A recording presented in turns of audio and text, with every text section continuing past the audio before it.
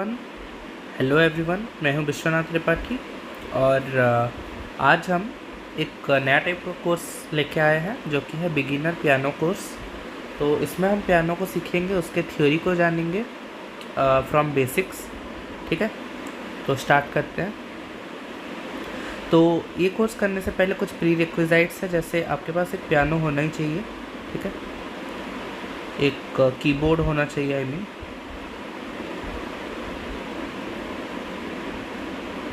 और कीबोर्ड नहीं भी हो तो थ्योरी क्लास में तो चल जाएगा, पर एक्सरसाइजेस जो है उसको करने के लिए कीबोर्ड की बहुत ज़रूरत है। तो मेक श्योर आपके पास एक 61 या फिर 88 कीज़ वाला एक कीबोर्ड हो।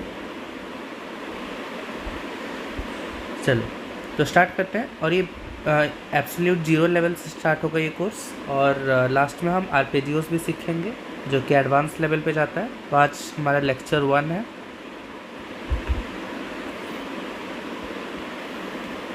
तो जब हम एक कीबोर्ड को देखते हैं तो कीबोर्ड में बहुत सारे कीज़ हमें दिखते हैं, ब्लैक्स एंड वाइट्स दिखते हैं।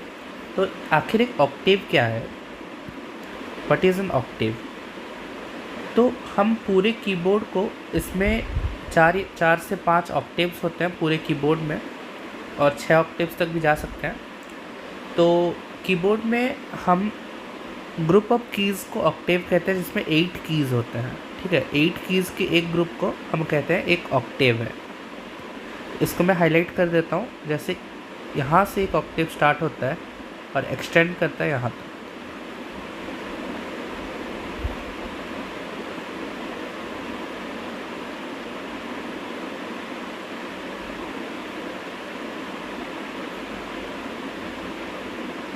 तो ये एक ऑक्टेव है। ठीक है,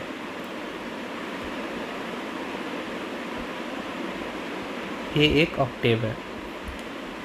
ये दूसरा ऑक्टेव होगा, ये तीसरा ऑक्टेव होगा। यहाँ पे भी ऐसे पीछे रहेंगे तो ठीक है। तो जनरली हम 5 ऑक्टेव लेके चलते हैं। तो ये वाला जो ऑक्टेव है जिसको मैंने हाईलाइट किया है, इसको हम कहेंगे मिडिल ऑक्टेव, इसको हम कहेंगे लोअर ऑक्टेव, इसको हम कहेंगे लोअर लो ऑक्टेव, इसको हम कहेंगे हायर ऑक्टेव, और इसको हायर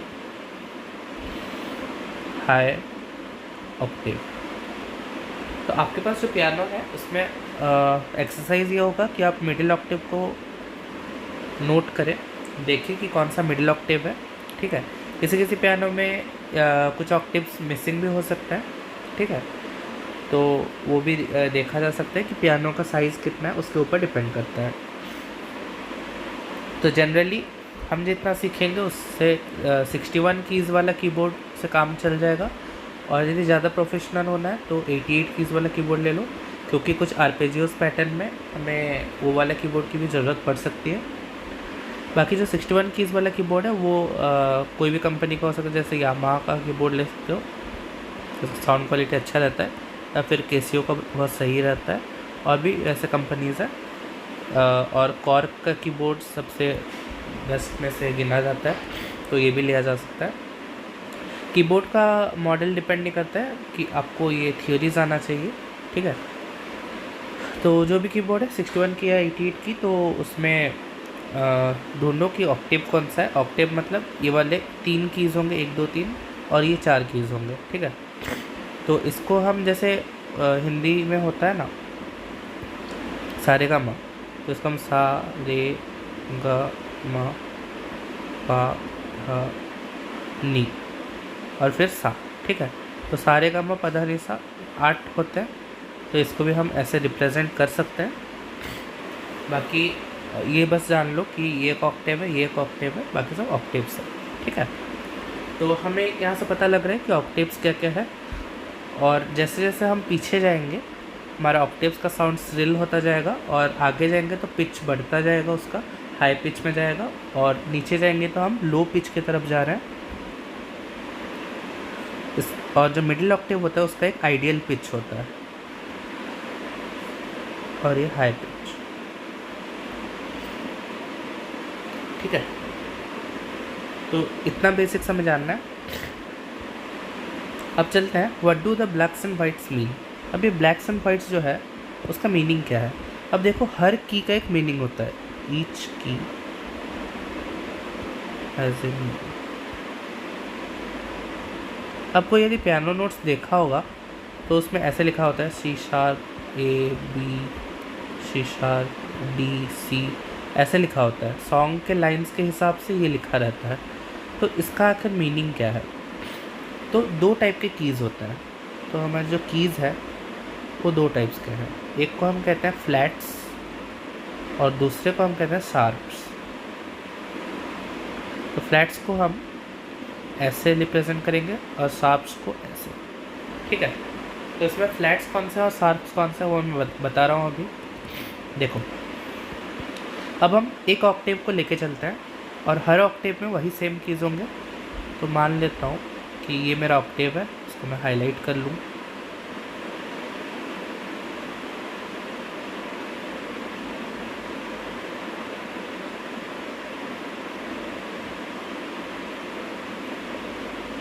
तो मान लेते हैं ये मेरा ऑक्टेव है, ठीक है।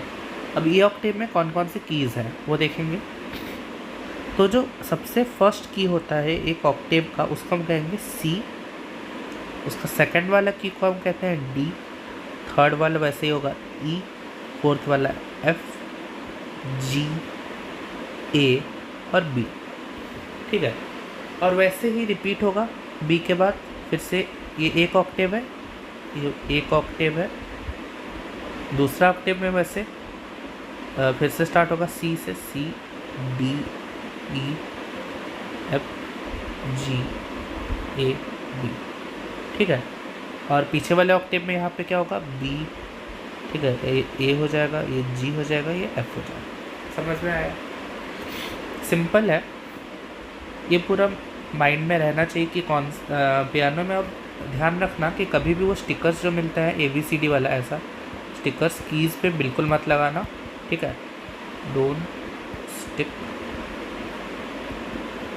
स्टिकर्स ऑन कीज़, ठीक है। ये एक वार्निंग दे रहा हूँ, ये मत लगाना, क्योंकि जब हम स्टिकर्स पे डिपेंडेंट हो जाते हैं तब हमें जब एक ब्लैंक कीबोर्ड मिलता है तो हमारा माइंड काम करना बंद कर देता है, क्योंकि हम स्टिकर्स को ढूंढ रहे होते हैं, ठीक है। तो मैं सजेस्ट करूँगा इसको टाइम लो, अच्छे से देखो, एक एक कीज़ को रैंडमली पकड़ो और पहचानो, ठीक है। सेकंड्स में, मतलब कोई की को प्रेस करता है तो तुम्हें पता चल जाना चाहिए कि ए है, बी है या सी है, कुछ भी है, ठीक है।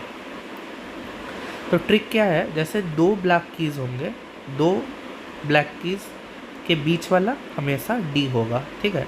और डी के पहले वाला सी और इसके पहले वाला उसके बाद वाला ई, ठीक है। और जब तीन होंगे तो पहला दोनों के बीच में जी होगा और दूसरा ब्लैक कीज़ के बीच में ए होगा, ठीक है। और जी के पहले वाला एफ और ए के बाद वाला बी, ठीक है। तो इससे हमको पता लग जाएगा कि C D E F G A B कौन कौन सी कीज़ है, ठीक है।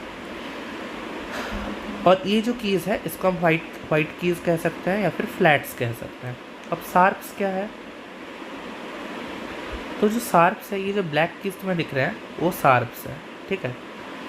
तो सी के जस्ट ऊपर वाला, सी के जस्ट ऊपर वाला इसको हम कहेंगे सी शार्प, ठीक है। सी और हैशटैग लगा देना है। डी के जस्ट ऊपर वाला इसको हम कहेंगे डी शार्प। ई का कोई शार्प नहीं होता है, ई का कोई शार्प नहीं होता है, ठीक है। एफ के जस्ट ऊपर वाला एफ शार्प, जी के जस्ट ऊपर वाला जी शार्प, ए के जस्ट ऊपर वाला ए शार्प। बी के ऊपर कुछ नहीं है तो बी का भी शार्प नहीं होता है, ठीक है। तो ये कुछ बेसिक्स है। तो हमें हम हर एक कीज़ का पता है कौन कौन सा शार्प है, कौन सा फ्लैट है, क्या है, ठीक है। अब कोई मुझे बोलता है कि फ्लैट क्या है।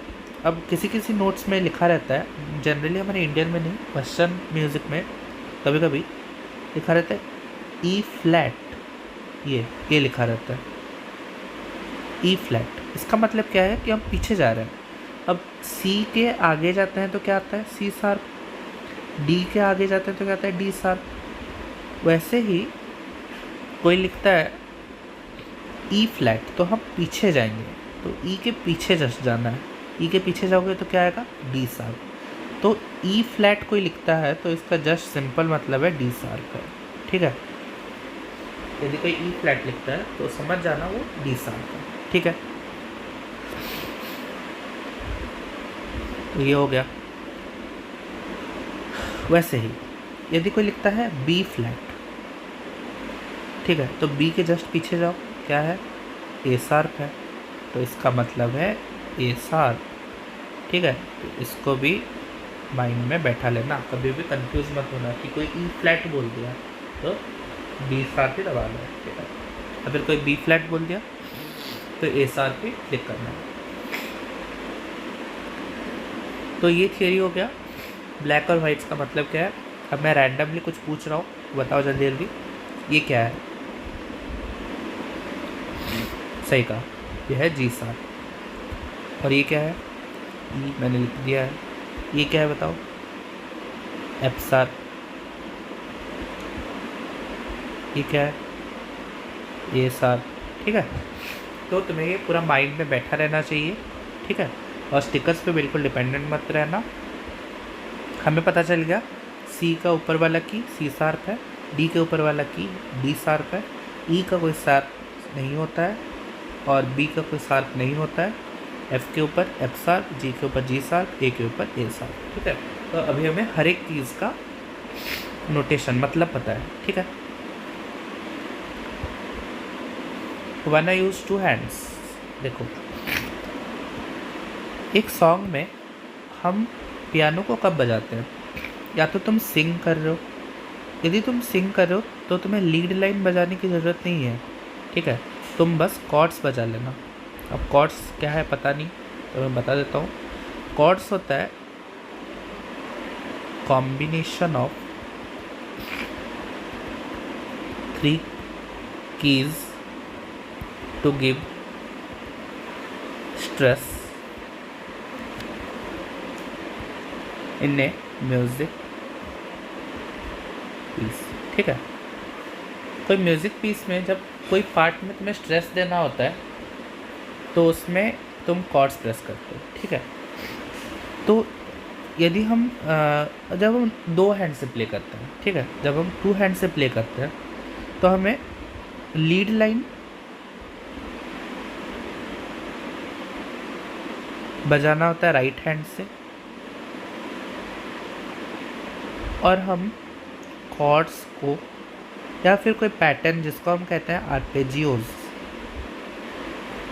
आर्पेजियोज क्या है, लेफ्ट हैंड में प्ले करने वाला कोई पैटर्न है, ठीक है, उसको हम लेफ्ट हैंड से बजाते हैं। जनरली लोगों को देखो कि राइट हैंड से ही प्ले करते हैं, और यदि कोऑर्डिनेशन अच्छा बन जाए तो हम लेफ्ट हैंड से भी बड़े आराम से प्ले कर सकते हैं। कॉर्ड्स का एक शिफ्टिंग, कॉर्ड्स को शिफ्ट करना, आर्पेजियोज को बिल्डअप करना, ये सब म्यूज़िक थ्योरी का पार्ट है। तो इसको हम सब्सिक्वेंट लेक्चर्स में कवर करेंगे। तो लीड लाइन को हम राइट हैंड से बजाएंगे, कॉर्ड्स को हम लेफ्ट हैंड से बजाएंगे, ठीक है। और 2 हैंड्स प्रैक्टिस के लिए पहले तो तुम 1 हैंड में ही सीखोगे, ठीक है। अब जब सीख रहे हो तो 2 हाथ कभी ट्राई मत करना, पहले एक हाथ से सीखना जो कि तुम्हारा डोमिनेंट हैंड या फिर राइट हैंड होना चाहिए। फिर तुम सेकेंड हैंड से सीखना जो कि लेफ्ट हैंड होना चाहिए, ठीक है, या फिर राइट हैंड तुम्हारा नॉन डोमिनेंट हैंड, और दोनों हैंड को फिर कोऑर्डिनेट करना, ठीक है। तो तुम्हारा ब्यूटीफुल सा म्यूज़िक पीस बन के आ जाएगा। और 2 हैंड्स यूज़ करने के लिए प्रैक्टिस इज़ द की, ठीक है। बहुत सारे एक्सरसाइजेस मैं दूंगा, बहुत सारे लेसन्स और प्रैक्टिकल सेशंस, जिससे तुम ये पूरा को मास्टरी कर सकते हो। बहुत सारे एक्सरसाइजेस हैं जिसको हम एक बीट में बजाते हैं। जैसे एक हमारे पियानो में एक सेटिंग होगा इसको कहते हैं मेट्रोनोम, ठीक है। तो मेट्रोनोम प्रेस करके इसमें बीट बजाओगे, ठक ठक ठक ठक ठक ठक ठक, ऐसे 4 और 3 ऐसे बीट्स में हम पियानो के नोट्स को प्ले करेंगे ताकि हमारा हाथ स्पीड हो, ठीक है। और सबसे इम्पॉर्टेंट चीज़ है कि तुम्हारा हैंड्स फ्री होना ज़रूरत है। तुम्हें अपने हैंड्स को फ्री करने की ज़रूरत है, क्योंकि तुम्हारे इंट्रिंसिक मसल्स यूज़ करने पड़ेंगे। यदि हम बायोलॉजिकली देखें तो तुम्हारे लुम्ब्रिकल्स, ठीक है, और इंटरोसाई, ये सब जो मसल्स होते हैं जो कि हमारा हाथ के फाइन ट्यून को इंक्रीज़ करते हैं, उनको इंक्रीज़ करने की ज़रूरत है। तो हम हाथ को फ्री करने के लिए कुछ एक्सरसाइजेस सीखेंगे, ठीक है। तो आज बस एक इंट्रोडक्शन सेशन है, तो हम ज़्यादा नहीं जाते हैं। अब हम देखेंगे सीक्वेंस टू लर्न। अब बहुत लोग क्या करते हैं, गलत सीक्वेंस में सीखना शुरू करते हैं, पहले से कॉर्ड्स पकड़ लेते हैं, तो प्रॉब्लम होती है। अब हमें एक डेफिनेट सीक्वेंस फॉलो करने की ज़रूरत है। पहले हमें जानना है कीज़ क्या क्या है और फिंगर मूवमेंट्स को फ्री करना है, ठीक है।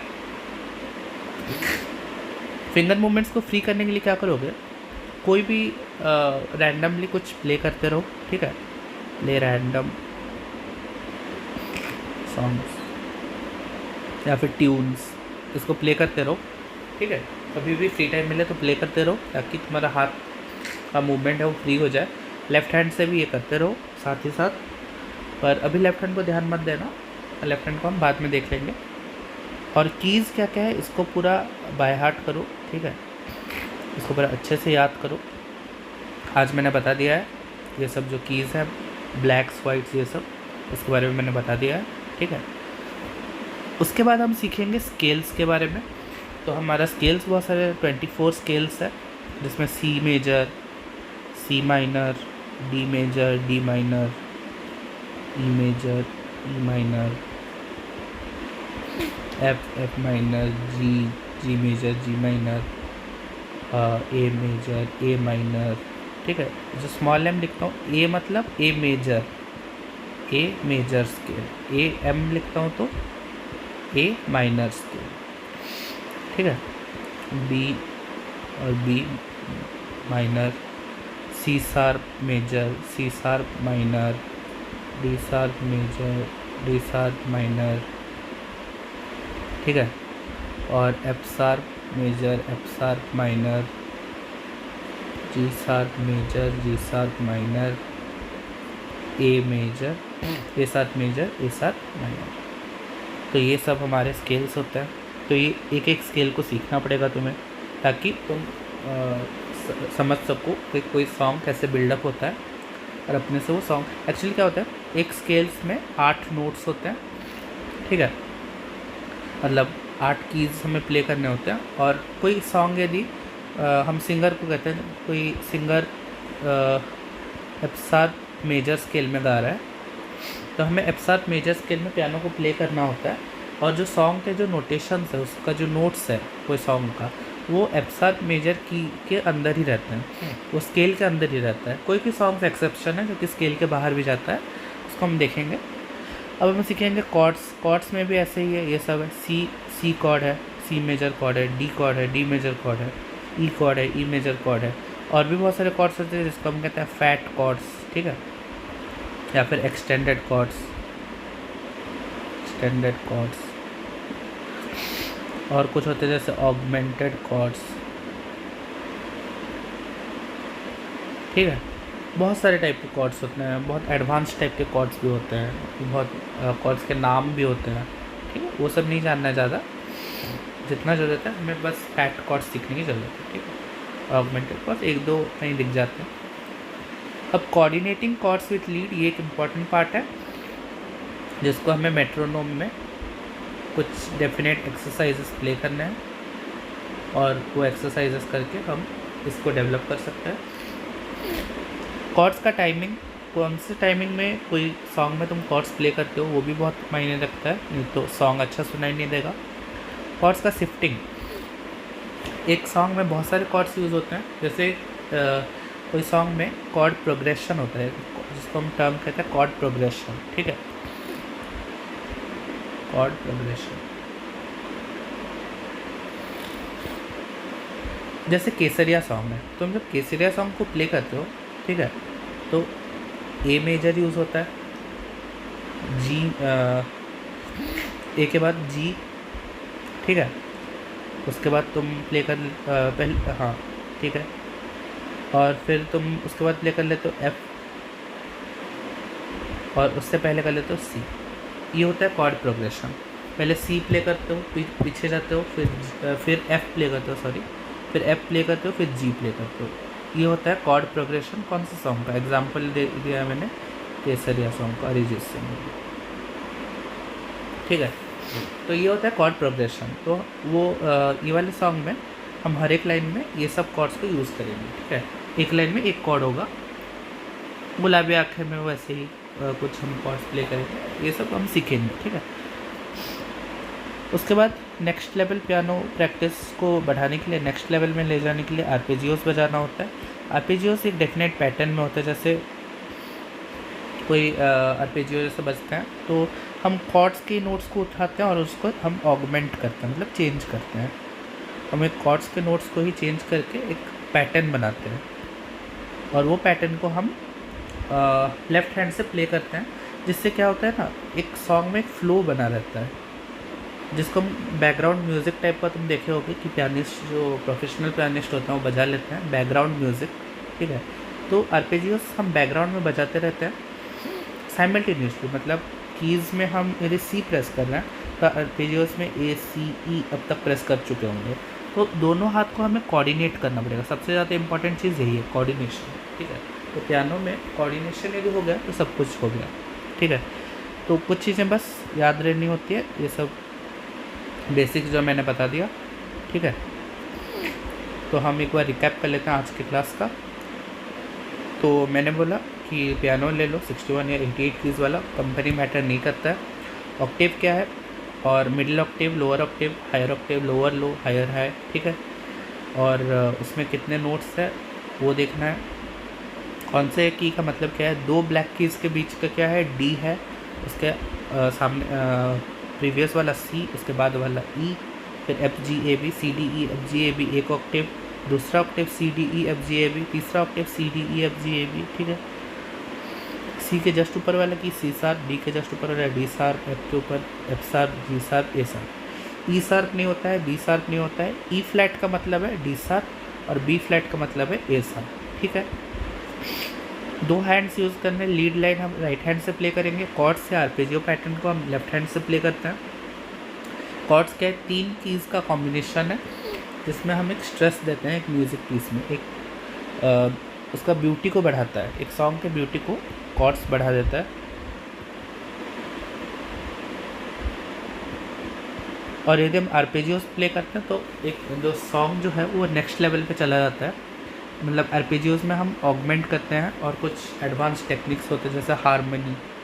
ठीक है, जो हारमोनी वाले टेक्निक्स होते हैं ये भी बहुत इंपॉर्टेंट है, इसमें हम दो नोट्स को एक साथ प्ले कर सकते हैं। और कॉर्ड्स हम लीड लाइन में भी कभी कभी कॉर्ड्स बजाते हैं, तो ये सब एडवांस पियानो में हम सीखेंगे। Practice is the key. ठीक है, सीक्वेंस क्या है, पहले कीज़ जानना है, फिंगर मूवमेंट्स को फ्री करना है, स्केल्स, कॉर्ड्स, उसके बाद कोऑर्डिनेट करना है लीड के साथ, कॉर्ड का टाइमिंग और शिफ्टिंग सीखना है, और लास्ट में हम सीखेंगे आर्पेजियोस। ठीक है, यदि तुम कॉर्ड्स तक भी सीख लेते हो तो तुम बड़े आराम से पियानो स्टेज में बजा सकते हो। ठीक है, आर्पेजियोस की ऐसा ज़रूरत नहीं है, पर प्रोफेशनल पियानिस्ट के लिए आर्पेजियोस बहुत ज़्यादा इंपॉर्टेंट हो जाता है। ठीक है, तो एट लास्ट मैं थोड़ा सा ऐड करूँगा एक सॉन्ग का कंपोनेंट्स क्या है, क्योंकि हम जब सॉन्ग सीखना स्टार्ट करेंगे, ट्यूटोरियल करेंगे, तब मैं कुछ टर्म्स यूज़ करूँगा जिसको तुम्हें पता होना चाहिए। एक तो तुम्हारा प्रीलूड। ठीक है, एक सॉन्ग के लाइन्स। ठीक है, मतलब पहले लाइन्स जो सॉन्ग का पहले में बजता है। पहले प्रीलूड में एक म्यूज़िक रहता है, जनरली एक ट्यून सा रहता है, जैसे केसरिया में प्रीलूड क्या है,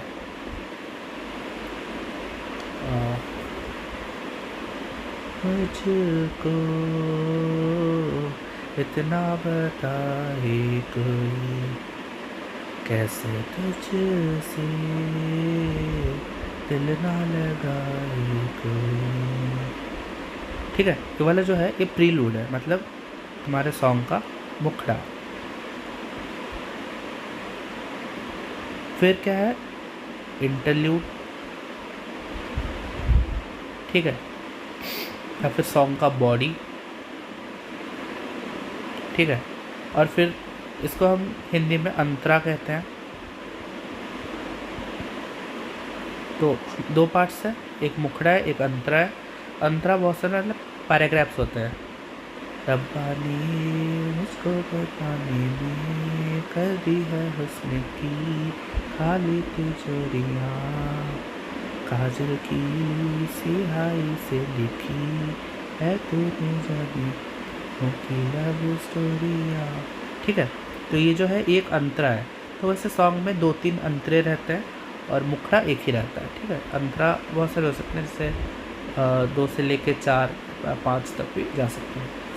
तो एक सॉन्ग के कंपोनेंट्स हो गए। ठीक है, तो एज सच हम जब ट्यूटोरियल्स करेंगे तो मुखड़ा और अंतरा के बारे में पता होना चाहिए, या प्रीलूड या बॉडी के बारे में पता होना चाहिए। ठीक है, तो आज की क्लास में बस इतना ही रखते हैं। आई होप लेक्चर बहुत अच्छा लगा होगा और मैंने इंटरैक्टिव स्टाइल में तुम्हें बताया है। ठीक है, और इसको हम डिटेल में पढ़ेंगे फिर, और कल की क्लास में या फिर जब भी नेक्स्ट क्लास होगा तब हम स्केल्स के बारे में जानेंगे, और हर स्केल को निकालने का एक फार्मूला भी होता है। स्केल का तुम्हारे पास एक फार्मूला होता है, वो फार्मूला के बारे में जानेंगे। फार्मूला से नहीं जानना है, स्केल्स को ऐसे याद ही करना है। तो ये प्रैक्टिस करोगे, उसको याद करोगे, बीट्स के साथ बजाओगे तो हो जाएगा। उसके नेक्स्ट क्लास में कॉर्ड्स, कोऑर्डिनेशन का एक क्लास, कॉर्ड टाइमिंग और शिफ्टिंग का एक क्लास, और आर्पेजियोस का 2-3 क्लासेस। ठीक है, तो इतने में हमारा पूरा पियानो हो जाएगा। साथ ही मैं ट्राई करूँगा कि अपने पियानो पे ये सब मैं डेमोन्स्ट्रेट करते रहूँ एक्सरसाइजेस। तो आज का ऐसा थियोरी क्लासेस थे, तो पियानो पे आज कुछ दिखाने की कोई ज़रूरत नहीं है। नेक्स्ट क्लास में हम जब स्केल सीखेंगे तब मैं अपने पियानो में इसको डेमोन्स्ट्रेट ज़रूर करूँगा। ठीक है, तो लेक्चर अच्छा लगा तो लाइक करना, शेयर करना, और चैनल को सब्सक्राइब कर लेना, क्योंकि मैं बहुत सारे टाइप के कंटेंट्स डालने जा रहा हूँ। जैसे ये एक पियानो कोर्स चल रहा है, साथ ही साथ लेक्चर्स कुछ हो रहे हैं, जैसे बीट वाले बच्चों के लिए भी और MBBS के लिए भी। ठीक है, फर्स्ट क्लब के लिए। उसके साथ साथ मैं अपने पियानो कवर्स पोस्ट करता हूँ, जिसमें मैंने नोट्स और कॉर्ड्स के साथ कुछ फेमस सॉन्ग्स को प्ले किया है। तो मेरे पियानो कवर्स, इसको ज़रूर चेकआउट करना। ठीक है, इसको ज़रूर चेकआउट करना और लाइक कर लेना यदि अच्छा लगा हो, और मेरे जैसे बजाने के लिए ये लेक्चर सीरीज़ को अच्छे से फॉलो करते रहना। ठीक है, तो आज के लेक्चर में बस इतना ही। Thank you very much.